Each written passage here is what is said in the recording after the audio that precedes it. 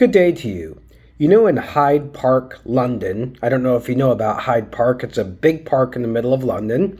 There's a place called the Speaker's Corner. The Speaker's Corner. It's basically a wooden box where anybody, by tradition, a tradition going back across centuries in London, can stand up and talk about whatever they want to talk about. They can air what are called maybe public grievances.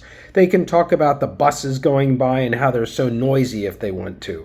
They can talk about how the weather is awful in England.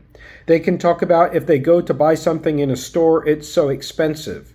That's what Speaker's Corner is for. And people use it. I've seen people there criticizing the Queen, for example. So what's going on? That is what some people would call a public sphere. It's a public sphere. It's a space where anybody can come together. Everybody has access, and they can talk about what our author, Christian Fuchs, is referring to as subpolitics.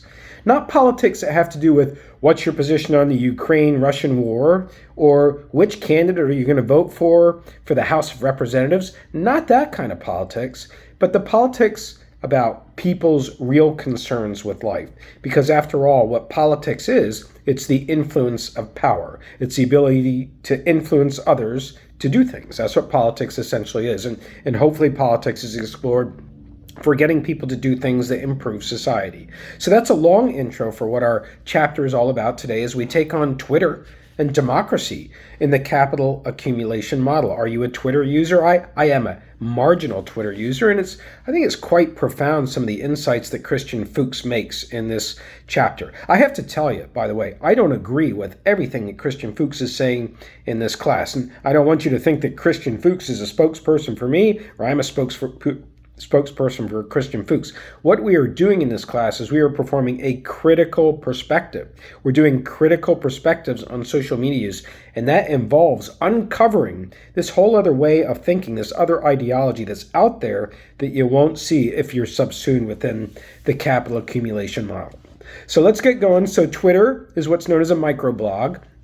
A microblog is where you share short messages. Used to be 140 characters, now it's 280, with your own followers, right? And you can see the list of that followers.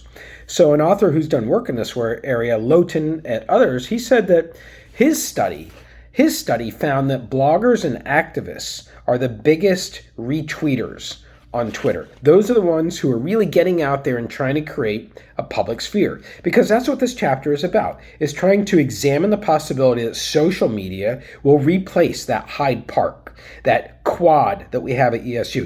We have a kind of a public sphere at ESU, the quad. Who uses it? Religious organizations, LGBTQ organizations. I don't see many people out there. My office is right on the square. WESS radio goes out there sometimes, but it's not a place that everybody participates in. That's what we're talking about, a public sphere. Can that be used in social media? And Lowton says that in terms of his research, and he looked at revolutions and the role of Twitter in revolutions in Egypt and Tunisia, for example, both North African countries, and he found that Twitter actually didn't play a big role, even though they are called Facebook revolutions and social media revolutions, because really the people who are doing the work are not the average citizen on Twitter. They're activists. They're activists and they're bloggers. They're not everybody. So let's ask the question now, are social media a place? Can social media be a place for subpolitics and for a political sphere? Let's talk about Twitter's political economy now, as we've talked about other social media political economies. Basically, the promotion of tweets, the promotion of accounts, and the promotion of websites is what Twitter does. It promotes those three things: tweets, accounts, Twitter accounts, and websites.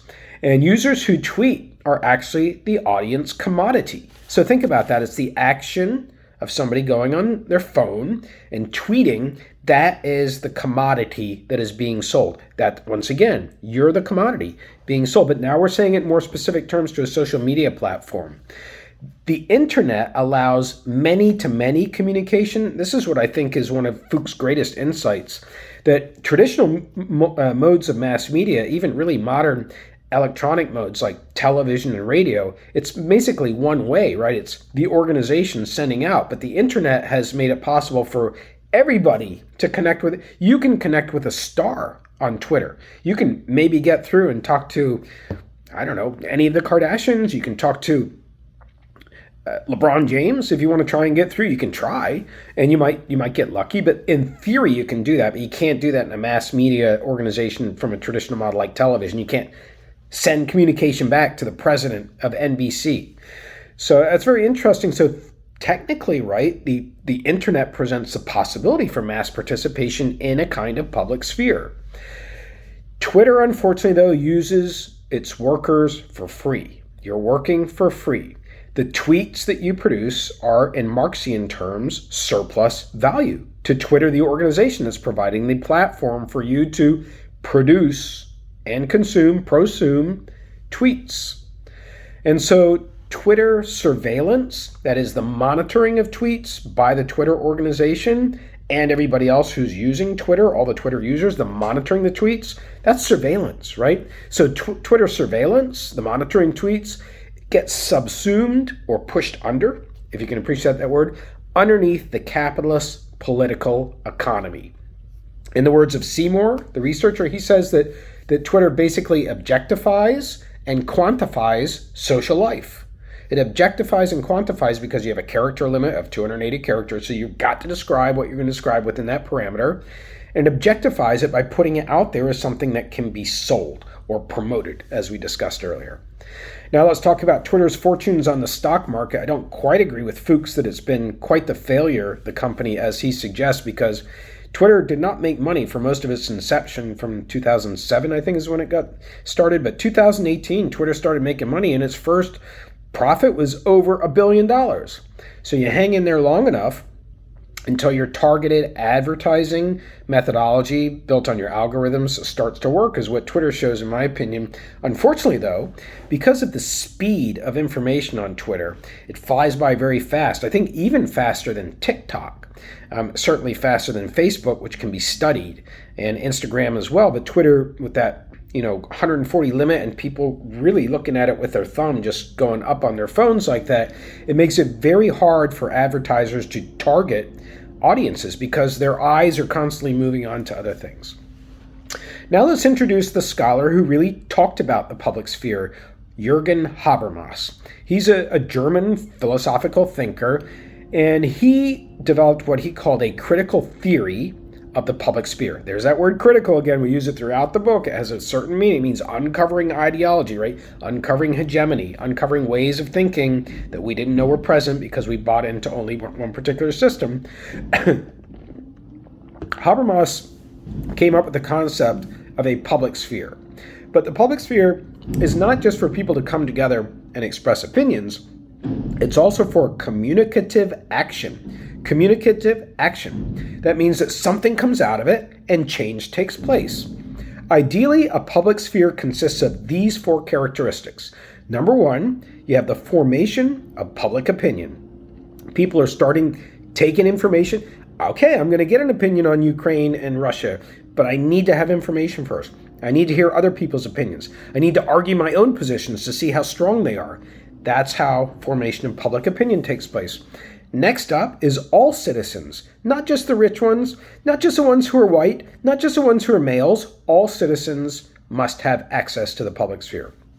Next up, number three, is that there must be conferencing that takes place. Is the parties don't just show up, they start to mingle and mix, and each one hopefully comes into contact with each other person in the conference. That's what conferencing is all about.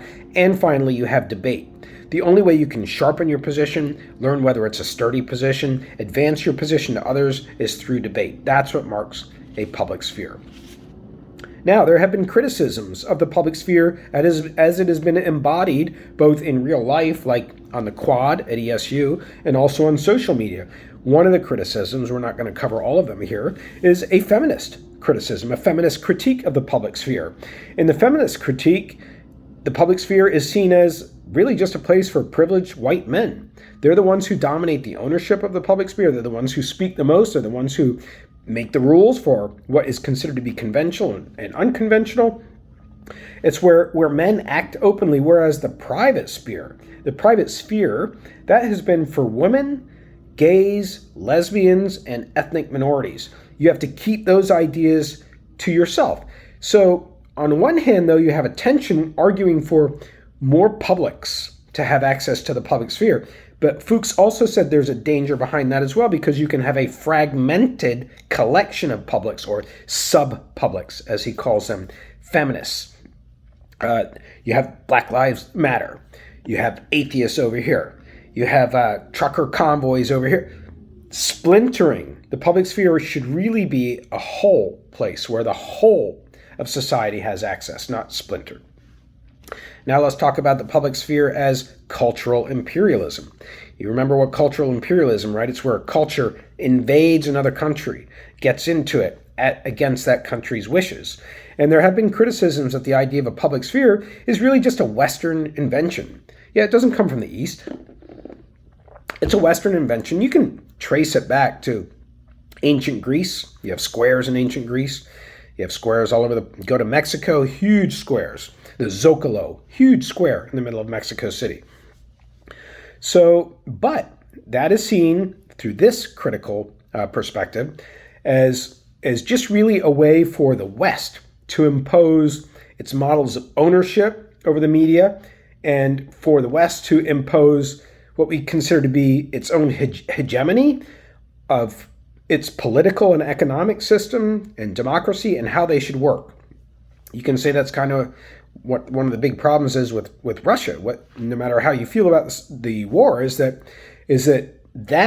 system over there is not a Western system. And so in order for us to have a level of acceptance of Russia in the United States, we're wanting Russia to adopt our system of democracy, our system of economics, our system of power and control, and that's done through the public sphere, according to this critique. I'm not sure I agree with that one. And so really what a public sphere should be then is a place for counter-hegemonic struggles.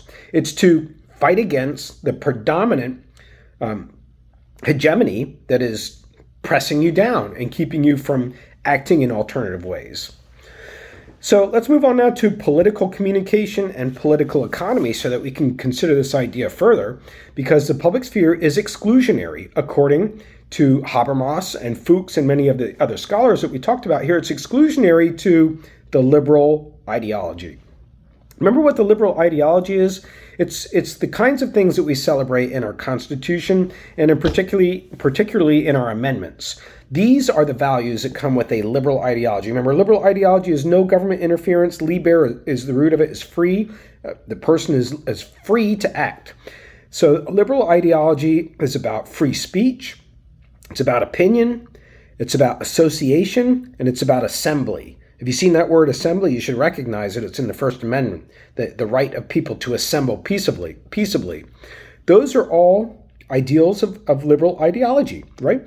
But in the way that our social media operate within the capital accumulation model, that's not what happens. These things are really only exercised by people who have the privilege, who have the access to the public sphere, who have the right background, who have the money, who have the power and prestige and status. So really what's happening here is it's not possible, as we're seeing now, for Twitter and other social media to truly act as a public sphere. But we'll see whether that continues in the chapter. Because next up is the idea of commercial media and the public sphere. Commercial media in the public sphere. Jürgen Habermas says that in our country and others, when the press was commercialized, that is to say, when newspapers were sold for money, as opposed to just providing information, and the same came with radio. Radio is a profitable medium, and later television and social media, they're all commercialized, right? When the press or media in general became commercialized, it became undemocratic. Undemocratic.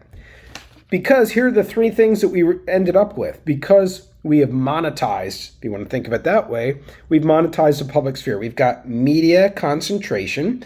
So only a handful of companies, we're studying them in this class, Twitter, Instagram, Facebook, TikTok's unfortunately not talked about in this book, but a handful of companies are controlling the majority of social media messaging. Next up is the content is commercialized and tabloidized. Now, we're also talking about legacy media here. The content is commercialized and tabloidized, even our news. Even the news that you get each evening has to sell advertising time. And so even the news is a product, is an area of media content that is created to make money, as opposed to servicing the public. And the tabloidization of content, the second part of that, refers to the things that are being sold content-wise are about sensational events and dramatic events and corruption and anything that is beyond the ordinary for what people consider to be an example of their lives. That's what gets focused on in media content. And lastly, Habermas says we have power inequalities. We have power inequalities. Somebody who's poor does not have the same access or ownership possibilities. Somebody who comes from an immigrant background does not have the same. Somebody who's disabled perhaps does not have the same access to the public sphere. And so the public sphere has been degraded by commercial media. And ultimately, Jürgen Habermas says that advertising in and of itself just depoliticizes people. It depoliticizes people. It makes people more interested in commodity purchases than really talking about subpolitics, talking about what it is like for you to try and fill up your tank with gas, talking about what it is like for you to come back to a campus that is still trying to recover from a pandemic, talking about what it's like to come back to a campus where classes are taught at times that maybe you don't want to take them. These are subpolitics. Now let's go on to capitalist media, public media, and civil society. Capitalist media, public media, and civil society. What we're really doing now is finally in this class, we are introducing other models for how social media can operate and how media in general can operate. We spent a lot of time on capitalist media. We're going to use the work of Graham Murdoch here. Graham Murdoch says there basically are three models of media organization. You've got one model, which is commodities organized by capital, right? That's our model in the US, right? Commodities, you're the commodity, organized by capital, the accumulation of capital. A second model is public goods. No ownership in that phrasing there. It's public goods, things that are good for the public. Public goods are organized by the state being the government, because the government theoretically should not have a financial interest. So that's a second model. And then the third model is gifts organized by civil society. Gifts organized by civil society. You know, every April when PBS television or NPR radio, if you ever come across a station, goes on the air and they're asking people for donations, that's what we're talking about here. We're talking about benefactors, people who want to help. That's what a civil society. Those are the only three models for organizing media, or according to Graham Murdoch. Now let's move on to Raymond Williams, another contributor in this area of, Raymond Williams opposed the separation of culture from our material and social life. Our material and social life, as is determined by social media, is all about capital accumulation. So what Raymond Williams is really talking about here is culture, our ability to engage in rituals, our ability to conduct our lives with meaning. That's what culture is. Culture becomes conjoined with the capital accumulation model, and culture is therefore an economic process of production. Our culture is produced and then sold. That's how we buy into our rituals in the United States. 4th of July, for example, it's all about buying fireworks. It's about buying hamburgers. It's about buying hot dogs. I shouldn't say all about that, right? But it was originally a celebration of independence from Britain, right? Now it's become about purchasing things to make sure that you're having the right things to display your patriotism during this holiday. So that's what Raymond Williams is talking about. He's saying that culture is not the same thing as an economy. He's saying that culture is much more, because culture generates meaning. An economy just generates money, generates capital. So if you really want to have a clear understanding of public service media, I want you to take a look at Table 8.3. In the book, Table 8.3 is going to lay out in a nice grid some of the dimensions of public media that you may not have considered existed if you've only been exposed to capital media. It frees up access to that public sphere, at least ideally. Now let's go on to political communication on Twitter. We want to make a point here. We're going to introduce a word, asymmetry. That's another Marxian term, asymmetry. Basically, it's saying if you look at tweets on Twitter, we want to see how political Twitter is. Is Twitter being used as a place in a public sphere, or is Twitter being used as a public sphere? In other words, a place where people can come and discuss politics. And Fuchs found that only 7% of 7% of Twitter trends, which is even bigger, are political topics. It's like that much of the conversation is about political topics. That actually celebrities are dominating on Twitter. Those are the people who are dominating most of the tweets. And similarly, the most popular hashtags are entertainment tags. It's not about politics. So politics has been sidelined by the capital accumulation model, focusing more on commodities there. Fuchs did his own research, right? You can read about it. He looked at Wall Street revolutions. He looked at Wikipedia reform. He looked at the Egyptian revolution. He wanted to study tweets, and he found that, this is really instructive, that 50% of postings on Twitter are retweets. 50%. That means 50% of the content that's being produced on Twitter is not original. It's what somebody else has done. It's like taking somebody else's meme and using it to say what you want to say, right? There's nothing original about that. It's using somebody else's words. So there's not as much public sphere discussion going on as you would think. And also, communication on Twitter is largely one way. It's from the tweeter. It goes out there and there's not much response. I mean, people may retweet, like keep it going, but people don't reply. So the communication is largely one way. There is not a mutual symbolic interaction. In other words, creation of meaning. That's how culture takes place. It's not mutually symbolic. It's one tweet going one direction and usually retweet. Somebody just passing on. Oh, here's what somebody said. I'm going to pass it on. So in other words, Twitter is information technology. It's not communication technology. However, and this is a non sequitur in the book, Fuchs talks about the Me Too movement. He talks about how Me Too, at least he implies it to me, maybe you read it differently. He talks about the Me Too movement as being very successful. That Twitter did create a public sphere where a subpolitic issue of the mistreatment of women, sexual harassment by some really big name people like Harvey Weinstein, that became blown open. And some of these men were brought to task. Now let's talk about uncivil communication on Twitter, because we're talking about kinds of communication that are working against what the idea of a public sphere is. Remember, it's about conferencing, it's about debate, it's about equal access, it's about free speech. And one of the things that threatens that is uncivil communication. We've got online hatred, for example, terrorist groups. Fuchs talks a lot about the Syrian war and fundamentalist groups being able to put stuff out there that encourages others to become indoctrinated into harming others with Molotov cocktails and mines and other kinds of terrorist methods instead of debate and dialogue.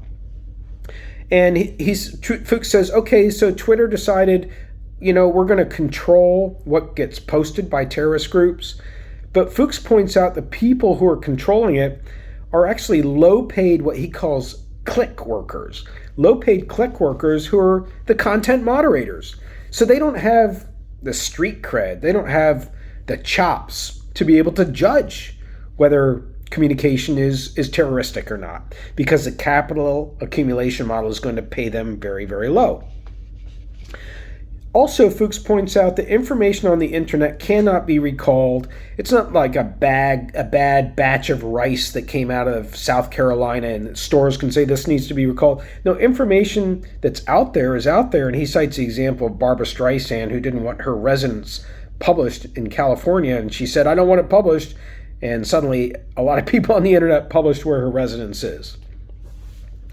And so you have kind of tension that Fuchs is trying to point out, where you have these hate groups, but you don't want to stifle freedom of speech. So what do? You've got really what you're facing is a tension between laissez-faire politics, hands-off, let groups discuss and work things out even if they're hate groups, versus control politics. No, they must be arrested. They're a threat to democracy. They're a threat to this other group. It's a very difficult balance to strike. Fuchs says, and again, you can think about this for your own, please do, that right-wing media create moral panics all the time that require more surveillance, because that's part of the capital accumulation model. So talk about crime, talk about drugs, talk about immigrants. According to Fuchs, that's to hype the public up so that the public then accepts more surveillance in their life under the guise that it's safe. We're going to talk a lot more about that in a later chapter. And that actually what's going to determine whether somebody goes to prison or not is an algorithm from Twitter based on their tweets as opposed to a person. He moves from there then to what he calls left realism. Left realism is a way that he's going to be describing how conversations on social media and the structure of social media organizations themselves should be developed as we go forward. So he's talking about an academic body of literature that comes from critical criminology. And in the left realism, the problems by the internet would be, the problems that are expressed on the internet would be expressed in civil terms. There's a whole process that you can read in the chapter. I'm not going to repeat it all here. If there's a problem with somebody who's putting harassing content on the internet, it's going to go through a legal process with a judge. There's going to be an evaluation committee. It's not going to be because of content moderators that have been hired in a capital accumulation model. So now let's move to the public sphere and political commentary or political communication on Twitter, which is really a kind of conclusion that we're coming to, that Twitter right now is mostly a homogenous space. It's a homogenous public sphere, homogenous sameness, right? Which is basically occupied young, privileged white people. I mean, obviously that's a blanket statement, but in terms of how it's dominating and of the conversations that are taking place, politics is just a minority topic. Now, you may disagree. I mean, I see many people talking about gas prices, for example. Whether they're talking about it in a way that's analyzing the true root of the problem or not, that's for others to decide, but that's a sub-politics area, and yet it's commodified. It's commodified because those tweets are promoted, and accounts from those tweets are promoted. That's all part of the capital accumulation model. So what's being talked about is driven more by profit, at least on the part of people who have a hand in the profit-making dimension of oil profiting, gas stations, etc. That's going to be perverted because of the capital accumulation model. In essence, Fuchs says that a digital party is not a digital corporation. A digital party is not a digital corporation. I got to tell you, I get texts all the time from John Fetterman, who's running for the Pennsylvania Senate, and I do support him for one main reason, and that's because he's the biggest proponent of legalizing marijuana recreationally in Pennsylvania. That's a very important issue to me, and so I am supporting him. But I tell you what, the amount of texts that I get from his campaign asking me for money, why does a politician even need to ask for money? And to what extent is their message creation based on raising that kind of capital? There is another method. For example, Britain limits fundraising and actually limits a campaign season. But in the United States, politicking is just another example of the capital accumulation model changing how politicking takes place. And so Fuchs is going to ask the question, is another Twitter possible? Is there another Twitter? The idea of microblogging to create a true public sphere, is that possible? He says right now, the logic of social media capitalism does not allow that because it's flawed for all the reasons that we've been talking about so far. We will be getting to a clearer picture of alternative models as we proceed in the class. Keep in mind, as I said early on, that this is a critical class. It's designed to push you, to challenge you, to test you, to force you to think against everything you've been learning because it's been so hidden. And we'll continue on. Have a great day.